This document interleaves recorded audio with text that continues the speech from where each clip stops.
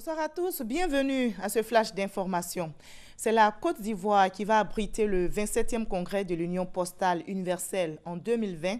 La décision a été prise au 26e congrès de l'UPU qui a refermé ses portes hier à Istanbul en Turquie. Et pour être à la hauteur de ce grand rendez-vous postal mondial, le ministre ivoirien Bruno Koné-Nabagné a multiplié sur place à Istanbul les rencontres avec plusieurs délégations ministérielles. Le reportage de Michel Digré.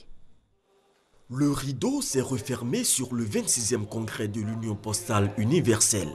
Mais en 2020 à Abidjan, le ministre Bruno Koné veut faire mieux que les assises d'Istanbul. Pour relever ce challenge, il a eu plusieurs séances de travail avec les ministres en charge de la poste de différents États. Ceux de la Chine, de la Turquie et de la Tunisie ont promis à apporter le soutien de leur pays pour la réussite du 27e congrès de l'UPU en Côte d'Ivoire. C'est le défi de toute la Côte d'Ivoire, c'est même le défi de l'Afrique. Il nous faut réussir ce congrès. C'est une question de crédibilité pour nous-mêmes. Nous ajouterons une touche africaine, une touche ivoirienne pour faire de ce congrès un congrès inoubliable pour l'ensemble de la famille postale mondiale. La Poste de Côte d'Ivoire fera également sa mue pour accueillir l'événement. Notre ambition d'accueillir le congrès était sous-tendue par une autre ambition, celle de refaire de la Poste de Côte d'Ivoire une grande poste, une poste à la mesure des attentes des clients, une poste au même niveau que les meilleures postes dans le monde.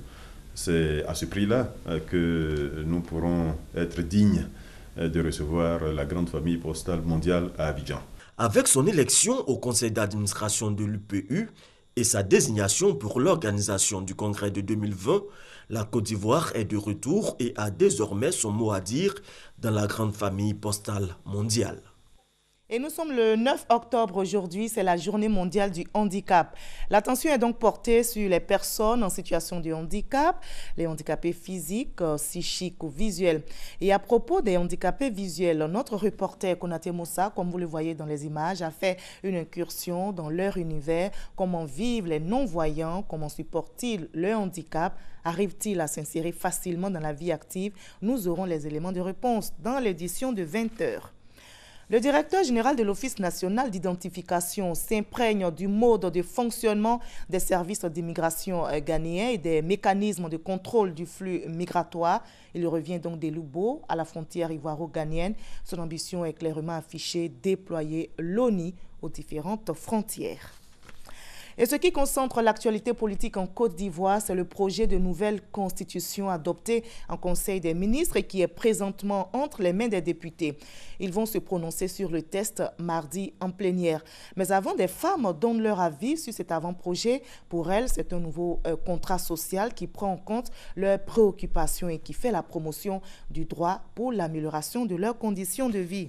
On y reviendra à 20h. Hors de la Côte d'Ivoire au Gabon, l'opposant Jean Ping ne reconnaît toujours pas la réélection d'Ali Bongo.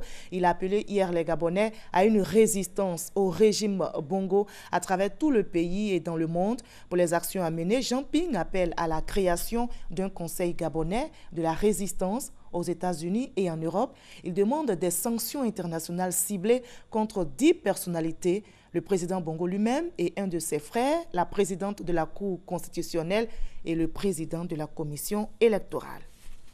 En bref, la chancelière allemande Angela Merkel débute dimanche prochain au Mali une tournée africaine qui la conduira par la suite au Niger et en Éthiopie. Avec ses interlocuteurs africains, elle devrait discuter d'économie, notamment des voies et moyens à mettre en œuvre pour améliorer les cadres de vie dans la région et limiter les flux de migrants vers l'Europe. Les deux candidats à la Maison-Blanche se retrouvent ce soir pour un deuxième débat télévisé. Pour Donald Trump, ce deuxième débat à moins d'un mois de la présidentielle pourrait bien se résumer à une tentative de calmer la tempête qu'il a lui-même provoquée.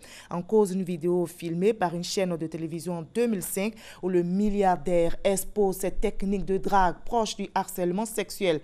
Il a présenté ses excuses, mais malgré cela, les figures du Parti républicain ont d'ores et déjà annoncé qu'elles ne voteraient pas pour lui. C'est le cas de John McCain et de Mitt Romney, deux anciens candidats à la Maison-Blanche. Moi, je vous donne rendez-vous à 20h pour le journal. À tout à l'heure.